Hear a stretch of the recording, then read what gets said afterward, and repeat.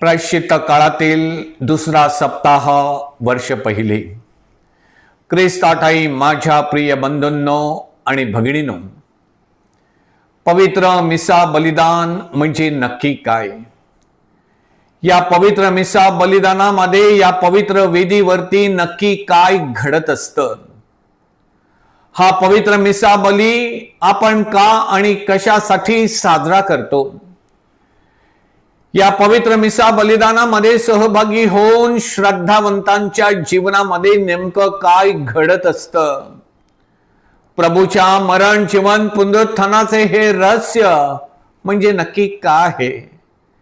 हे माझ्या स्मरणार्थ करा असे प्रभू येशू ख्रिस्ताने आपणास का म्हटलेलं आहे? या पवित्र मिसा बलिदानाच्या शेवटी धर्मगुरू आपणास सांगतात, जा तुम्हास पाठविण्यात येत आहे. हे का आणि कशासाठी? याचा अर्थ नक्की काय आहे? ख्रिस्त सभेनं श्रद्धावंतास रविवार पवित्र पाळण्यासाठी का संबोधिला आहे? या पवित्र रहस्यामध्ये संपूर्ण तनानं, संपूर्ण मनानं, संपूर्ण जीवानं, संपूर्ण बुद्धीनं आणि सर्वस्वानं सहभागी होणं म्हणजे नक्की काय आहे? धर्मग्रंथातील प्रिय बंधूंनो आणि भगिनींनो, ज्या श्रद्धावंतांना हे पवित्र मिसा बलिदानाचं रहस्य समजलेलं आहे, या पवित्र मिसा बलिदानाचं महत्व आणि गांभीर्य ज्या श्रद्धावंतांनी स्वतःहून जाणून घेतलेलं आहे, प्रत्येक रविवारी आपण परमेश्वराच्या या पवित्र मंदिरामध्ये का आणि कशासाठी येतो हे ज्या ज्या व्यक्तींना उमगलेला आहे, कळलेला आहे. प्रभूचा साक्षात्कार पवित्र मिसा बलिदानामध्ये कसा होतो, कसा घडतो हे ज्यांनी प्रत्यक्ष पाहिलेला आहे, अनुभवलेला आहे, ते श्रद्धावंत रविवार पवित्र पाळण्यास आणि जेव्हा जेव्हा आठवड्यामध्ये संधी मिळेल त्यावेळेला पवित्र मिसा बलिदानामध्ये सहभागी होण्यास कधीच चुकत नाहीत. सगळ्या प्रकारची ऍडजस्टमेंट ते करतात आणि श्रद्धेनं, विश्वासानं पवित्र मिसा बलिदानामध्ये सहभागी होतात. मिसाला वेळेआधी येतात. आपल्या परीनं आपलं तन, मन, हृदय आणि अंतकरण एकवटून विश्वासानं पवित्र मिसा बलिदानामध्ये प्रामाणिकपणे सहभागी होतात. त्यांना ठाऊक असतं, जुन्या करारातील वाचनामध्ये संदेष्टाद्वारे प्रत्यक्ष परमेश्वर आपल्याशी बोलत असतो. शुभवर्तमानाद्वारे प्रत्यक्ष प्रभू येशू ख्रिस्त आपल्याशी संवाद साधत असतो. खुद्द प्रभू येशू ख्रिस्त या वेदीच्या या कालवारी टेकडीवरती उपस्थित राहतो. पवित्र आत्म्याच्या सामर्थ्यानंच भाकरीचं रूपांतर आपल्या शरीरामध्ये आणि द्राक्षरसाचं रूपांतर प्रभू येशू ख्रिस्ताच्या रक्तामध्ये होत असते. प्रभू येशू ख्रिस्ताचं हे पालटलेलं रूप आपण विश्वासाच्या डोळ्यांनी पाहतो. श्रद्धेनं ख्रिस्त शरीराला आपण स्पर्श करतो. हे ख्रिस्त शरीर स्वीकारून आपण ख्रिस्ताशी एकरूप आणि एक जीव होतो. पवित्र कम्युनियनच्या रूपामध्ये आपल्या या शरीर रूपी मंदिरामध्ये प्रभू येशू ख्रिस्त प्रवेश करतो. हृदयामध्ये विसावलेला, आपल्या अंतःकरणामध्ये स्थिरावलेला प्रभू येशू ख्रिस्त हा आपल्याशी बोलत असतो, आपल्याशी संवाद साधत असतो. प्रिय बंधूंनो आणि भगिनींनो, आपण ख्रिस्ती श्रद्धावंत किती भाग्यवान आहोत, कारण पवित्र मिसा बलिदानामध्ये प्रभूचे वचन ऐकण्याची, प्रभू येशू ख्रिस्ताला पवित्र साक्रामेंटामध्ये विश्वासानं प्रत्यक्ष पाहण्याची, त्या रूप पालटलेल्या प्रभू येशू ख्रिस्ताला, त्या ख्रिस्त शरीराला प्रत्यक्ष स्पर्श करण्याची अनमोल आणि महान अशी संधी आपणास पवित्र मिसा बलिदानामध्ये लाभत असते. बंधूंनो आणि भगिनींनो, आपण ख्रिस्ती श्रद्धावंत किती भाग्यवान आहोत, किती लक्की आणि कृपा संपन्न आहोत. परमेश्वराच्या प्रभूच्या सहवासामध्ये, त्याच्या संपर्कामध्ये राहण्याची त्याला पाहण्याची सुवर्ण संधी आपणास पवित्र मिसा बलिदानामध्ये लाभत असते. बंधूंनो आणि भगिनीनो, हा आध्यात्मिक अनुभव, हा दैवी साक्षात्कार इथंच संपत नाही. जा तुम्हाला पाठविण्यात येत आहे. कशासाठी? तर आपण ऐकलेलं प्रभूचं वचन, प्रभूची ही सुवार्ता, प्रभूची ही शिकवण आपण आपल्या जीवनामध्ये उतरविण्यासाठी, आपण पाहिलेला, आपण अनुभवलेल्या ख्रिस्ताचं दर्शन आपल्या जीवनाद्वारे दुसऱ्यांना देण्यासाठी, प्रति ख्रिस्त होण्यासाठी, प्रति ख्रिस्त बनण्यासाठी, आपल्याद्वारे ख्रिस्ताचं दर्शन दुसऱ्यांना घडवण्यासाठी पवित्र मिसा बलिदानामध्ये भाकर आणि द्राक्ष रसाचं रूपांतर प्रभू येशू ख्रिस्ताच्या रक्तात आणि शरीरामध्ये होत असतं. तसंच प्रिय बंधूंनो आणि भगिनींनो, आपल्या जीवनाचं परिवर्तन आपल्या स्वभावामध्ये, आपल्या वागणुकीमध्ये, आपल्या वर्तणुकीमध्ये, आपल्या आचरणामध्ये, आपल्या जीवनामध्ये बदल हा झाला पाहिजे.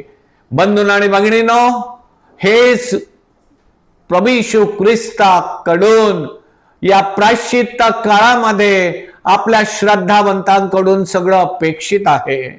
पवित्र मिसा बलिदानामध्ये बंधूंनो आणि भगिनींनो, आपण जे पाहतो, आपण जे ऐकतो, आपण जे अनुभवतो, आपल्याला जो साक्षात्कार पवित्र मिसा बलिदानामध्ये होतो, अशा स्वरूपाचा एक अप्रतिम, द्वितीय आणि आध्यात्मिक स्वरूपाचा साक्षात्कार प्रभू येशू ख्रिस्ताचे 3 प्रेषित पेत्र, याकोब आणि योहान यांना आजच्या शुभ वर्तमानामध्ये प्रभू येशू ख्रिस्ताच्या सहवासामध्ये एकांतात असताना प्रभू येशू ख्रिस्तानं त्यांना हा आध्यात्मिक साक्षात्कार घडवला. त्यांच्या देखत प्रभू येशूचं रूप पालटलं, प्रभूचं मुख सूर्यासारखं तेजस्वी झालं आणि त्याची वस्त्रे प्रकाशासारखी शुभ्र झाली. महान संदेष्टे मोशे आणि एलिया हे त्यांच्या बरोबर बोलले. मेघातून वाणी झाली, हा माझा पुत्र मला परमप्रिय आहे. याच्याविषयी म्हणजेच त्याच्या स्वभावाविषयी, त्याच्या कार्याविषयी, त्याच्या आचरणाविषयी, त्याच्या नेचरविषयी, त्याच्या संपूर्ण कॅरेक्टर विषयी, त्याच्या व्यक्तिमत्वाविषयी मी त्याचा स्वर्गीय पिता, त्याचा बाप म्हणून मी माझ्या पुत्राविषयी खूप आनंदित आहे, खूप हर्षित आहे. माझ्या या परमप्रिय पुत्राचं तुम्ही सर्वांनी ऐकावं, असे त्या स्वर्गीय पित्यानं पेत्रास, याकोबास आणि योहानास आणि पर्यायानं आपणापैकी प्रत्येकाला सांगितलेलं आहे. प्रेषितांना प्रभू येशू ख्रिस्ताच्या उपस्थितीमध्ये हा जो आध्यात्मिक साक्षात्कार पाहावयास मिळाला, तोच प्रिय बंधूंनो आणि भगिनींनो, पवित्र मिसा बलिदानामध्ये आपण सहभागी होत असताना एक ख्रिस्ती श्रद्धावंत म्हणून परमेश्वर आपणासही या पवित्र मिसा बलिदानामध्ये हा आध्यात्मिक अनुभव, हा आध्यात्मिक साक्षात्कार आपणासही देतो. त्या परमेश्वराला, त्या देवपुत्राला पाहण्याचं, त्या देवपुत्राचं ऐकण्याचं, प्रत्यक्ष देवाशी बोलण्याचं, प्रभूच्या ख्रिस्त शरीराला स्पर्श करण्याचं हा आध्यात्मिक साक्षात्कार आपल्याला पवित्र मिसा बलिदानामध्ये घडत असतो. प्रिय बंधूंनो आणि भगिनींनो, ही आम्हा ख्रिस्ती श्रद्धावंतांसाठी काही साधी सोपी गोष्ट नाही. उत्पत्तीच्या पुस्तकामधून घेतलेल्या आजच्या वाचनामध्ये परमेश्वर अब्रामाशी बोलतो. त्याचं ते राहतं घर, नातेवाईक, सर्व मिळकत सोडून परमेश्वर सांगत असलेल्या देशात जाण्याचं आव्हान त्याच्या समोर ठेवतो. अब्राम परमेश्वराचं विश्वासानं ऐकतो, त्याप्रमाणे तो वागतो. आपण प्रभू शब्द प्रिय बंधूंनो आणि भगिनींनो विश्वासानं ऐकला, तो विश्वासानं आपण वाचला, तर अब्रामाप्रमाणे आपल्याकडून देखील तशा प्रकारचं अनुकरण घडेल. आणि जसं अब्रामाची वृद्धी झाली, त्याची जशी प्रगती झाली, तशी आपली देखील श्रद्धेच्या विश्वासाच्या बाबतीमध्ये आपली प्रगती होईल. बंधूंनो आणि भगिनींनो, प्रभू येशू ख्रिस्त पेत्र, याकोब व योहान यांना घेऊन उंच डोंगरावरती एकांती गेला होता.